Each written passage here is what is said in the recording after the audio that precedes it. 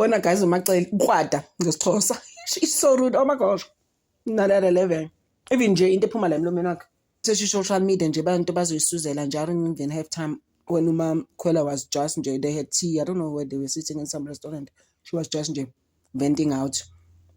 But remember, even on the video before this one, I did mention Gutu Makwela is just like anti-social media. I'm just like, when it comes to social media, you need to be strong. If you take everything to heart, I was just like, why would you cry?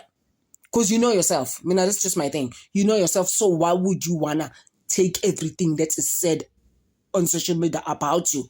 Because you know what I've always said, especially on this channel.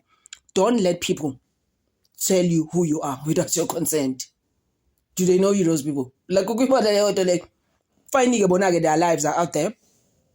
But you must just like, don't take everything to heart. So I don't have time for social media. I'm like, you are on social media though. Mogu TV and all of that. You are in our space. Sagbona every day. And we're gonna say some stuff about you. And especially my day. No matter that them don't in some video that I saw, I was just like, oh, they drag us to filth every time. They're like, shit, so evil. Oh my gosh, like Unjan Manji. Like we wanna live today. But that's how you must speak as a mother, mama, uningani who's on TV. I guess you can say whatever you want, but there's certain ways.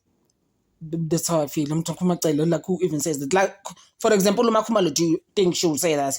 She's not even the type that would say such. You know? I was just like, this lady, bro, like Mtala. She must stop. I think at the back of her mind, Umakwela, when this child is not an illegitimate child. No. Umel is though. Because Umel, that's just my thing. Not that I'm judging that, but I think sisters at the back of her mind, she's just like, no, actually, I am married. Like when? How? Sama lobolo nje, awakakhisho. Besabhizi nje nengane. And masusubuka futhi nalengane we took gifts. Lengane ayihlawuliwe. Asikaze sitshele nje ukuthi iyahlawula ngane. Izothenga isibongo sikaMusa. Ibe yakamsele angiboni. Yakakhwela. Ngane, I'm just like, what's going on here? And Musa, for me, he is not going to lobola Makwela anytime soon, guys. Uzologa mjikisa emotionally. And Makwela ngimbone ukuthi she's pushing it until Makwela was just like, Sisi, please calm down. Please, wait. Can you just concentrate on kumela wakho? And then she's just like, oh my gosh, Nambela, that's what I'm concentrating on. I'm just, no, please stop. Ufuna indlu wena. Kanti ngathi uzophelela lapha eMzumbe. Uyoba busy nalabo Jojo balapha eMzumbe, uclean lapha eMzumbe, uqale phansi ngoba eMzumbe nako kuyawa. It's falling apart there. I'm just like, fanele ngabe concentrate entweni kanjalo. Emntwaneni wakho kakhulu, that's exactly what Macelo was telling her. She was just like, Sisi, just forget about lobolo. Angiboni ukuthi uzolobolwa anytime soon mina ngokwami. Mase kuzoba umusamseleku ke naye ke alokho eyikhumbuza uMakhumalo. uMakhumalo abantu azanga akhale kanje, guys.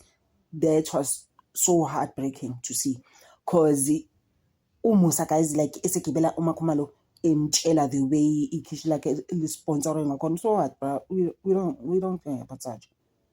Like, we all know what, guys, uMakhumalo gets brands like, and she doesn't even have to lift her hand to get those brands. They come to her.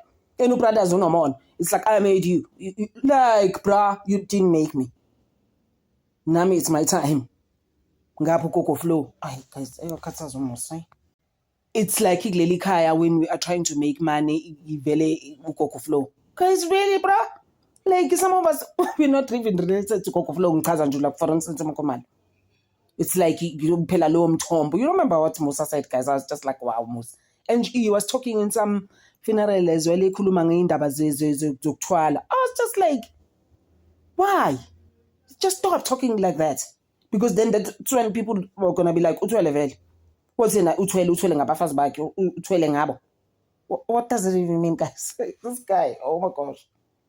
He's always outing himself, exposing himself out there. This is what's going on. Then guys, those are crazy things though. Musa has no boundaries. To a point, Umakhumalo was just like, you know what, this is actually my house. Joba ufuna toilet uzosebenzisela ngaphandle. Although it looked engathi uyadelela, but it was just like, just as much as ubaba like I don't give. Look, it was just like, even now, Umakhumalo, how could he say that to his man? Braham will come up handle. I just feel like also Uma Khumalo sacrificed so much for this family. There was a time uMangwabe wayinikezwe Uma Khumalo all her time that Umusa must come to her house at Mankhumalo's house.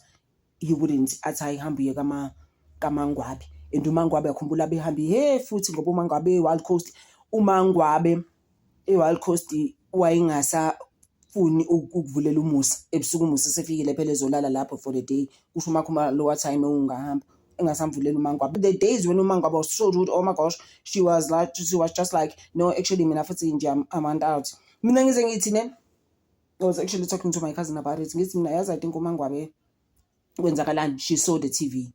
She was just like, yeah, well, I'm a nurse, I'm fine. I could do better. I mom with my brother, but I could do other business and ngizongena and ngizohlala. Mina my thing is that uMangwabe should have just gone. Because uMangwabe, guys, is so rude. You don't know that side of her. I'm sure Anina Gile, that side of her. It always comes out. So my thing is that Uma Khumalo has sacrificed so much for this family. Ezehlisa and all sorts of things. I think she's reached the point where she's tired, and the whole thing yokuthi uMusa vele is the producer of the whole thing. Ngithanda noThembu and khona vele ezinye izinto abasifihlela zona njengalento leyingane, yebo, like how Uma Khumalo now went to engineer your life, where she said to engineer your life, I no zikhona ezinye izinto vele ziya-edithwa, uMusa won't say them ngoba phela ngithi vele uMusa vele akafuna ukukhuluma leya nto kaMacele ukuthi hawu le ngane akuyona le ngane yayikhulelwe. Usho uMakhumalo ngokuMacele guys nayo omunye akuyona le ngane le yayikhulelwe le people leyo ngane, and uMusa akafuna ukukhuluma le nto, no chances leyo ngane kwakuyikaMusa, uyayibona leyo nto leyo esayintombi yakhe, and then they met up with her. That is why she's just like uMacele kanti le ngane lena yayingakhulelwe nini khathi sihlangana nayo. Cabanga guys, I'm just like, isisi, why with this person? Sengisho uMacele ke lapho guys. So nje guys kuningi uMakhumalo has been through the most, and uyambona ukuthi okuningi uyakuvalela ngaphakathi and akukho right, but she was saying at engineer life, you know, my family knows, and angifuna ukukhuluma ngalento yalengane ngoba noMusa didn't really want to speak about it. That is why just uMacele was pushing ukuthi uMusa akreke and then speak about it, but uMusa was just like, nah, I'm not gonna entertain lo mama lo. Umamkhulu ngeke ngize ngi-entertain when it comes to lento kaMakhumalo, mina naye meeting her pregnant uMakhumalo. I'm not even going there because sisters was pushing it to Macele. Macele. The way she goes on, guys. And I'm picking up some animosity around uMusa and some competition that he has with Umpilo. I'm just like, well, what are you doing? Ubaba, just be a fat. Ngoba kufanele kube khona umsebenzi abawenzela Umpilo, right? Ukushintsha kwesibongo. And naloko futhi it's actually ukuthenga ingane. Fanele ingane ithengwe inesibongo. But I'm sure Umpilo usanabo abantu bako unayo noma ngakhe. Fanele ingane ithengwe isibongo. But hayi konke lokho akwenzeki. And I think it's because uMakhumalo bayi team benompilo. So uba naleyo nto uMusa. uMusa can be childish, bro. Yo. And lento kaMpilo nesibongo is so boring. Oh my gosh, it's like a broken record. I think in 3 years and years, I'm just like, when is it gonna happen? And Mpilo has been begging for it. Usifike nini?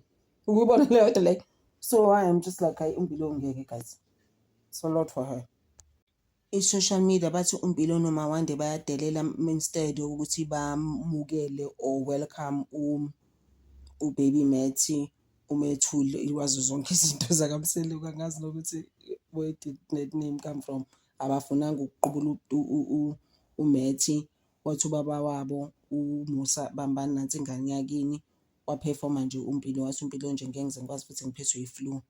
But I guess uMusa uyithatha ngokuthi usesayidini kaMakhumalo ngoba uMakhumalo vele akamfuna uMakhwela, so there's something there, you know. Guys, family, I tell you, the drama there, no wonder. So people now also on social media, maybe they'll look at it and but disrespectful, these two. Yeah, but I even think they were caught off guard. Sometimes as guys, umuntu might first into not necessarily ukuthi you don't want to do it, but you just like, hey, I wasn't waiting for this, but I don't even know how to react, you know. So I think that's what happened to these two. That's how I say it's almost like we want to lalela kuyothi mase kufanele ukuthi wenze umsebenzi wakho-ke ngikwenzele lo msebenzi wakho, kusho ukuthi uMakhumalo uyena-ke umuntu obehamba phambili, mina I won't be able to do that. Ikhona mara into enjalo guys, when you've postponed lo msebenzi wokuthi unikeze ingane isibongo for so many years, and then uqhamuka uzotshela ingane leyo nto leyo, and then abese Mawande on the diaries, she said something like, oh mina nje indaba kaMathew igama elalitheni uzokwethula umethuli wenkinga zala kamsile. Yabona guys, you know what, the shade there is like so childish on my word. I'm just like, why guys if be childish kanje abanye abantu bakhona? And there's a certain way uMusa could have handled that, le nto kaMpilo noMakhumalo. You know, uthi uyavela uMakhumalo yena angithi kufaka umoya wena uzokwenzela umsebenzi literally. Uyamazi kuMangwabe ke, she comes off as rude naye sometimes. Like for example, they are out noMusa ubusy, utshela uMusa ukuthi you are ungrateful, he took care of you, uyahlukumeza. I'm just like, this lady naye, why did you stay? This has just been my thing as well. Utlelele TV nokuba a celebrity, I guess, you know, but otherwise uhlalele in uMangwabe. Just think about it guys, please comment ukuthi nanibona ukuthi ngempela uMangwabe, why is she still there? She has a professional job, she must concentrate on this. She is making money futhi ngapha. She was supposed to have concentrated on that, but she's just like, oh my gosh, mase ngingasabonakali ku-TV ngizoba yini. Yabona kanti ukuthi she's on the tip yokuthi engeke ngiyidinga i-TV. And then now on TV, she's busy trashing Musa. There was no need for that. So I was just like, bro, please calm down. There's no need for you to be trashing Musa like this now in front of us. So ngime lapho kancane guys, we're still gonna continue tomorrow. I was even thinking maybe let's do a live ngoMayeni. Hey, guys, naye after Musa didn't tell her ukuthi kuyalotsholwa, uthi lo mntwana wami, I gave birth to this child. I gave birth to this child. The next thing when wenza izinto naye on the side, like how does that work? But sometimes the way he handles things, it's just in another level. Thank you so much guys for always loving this channel. Over.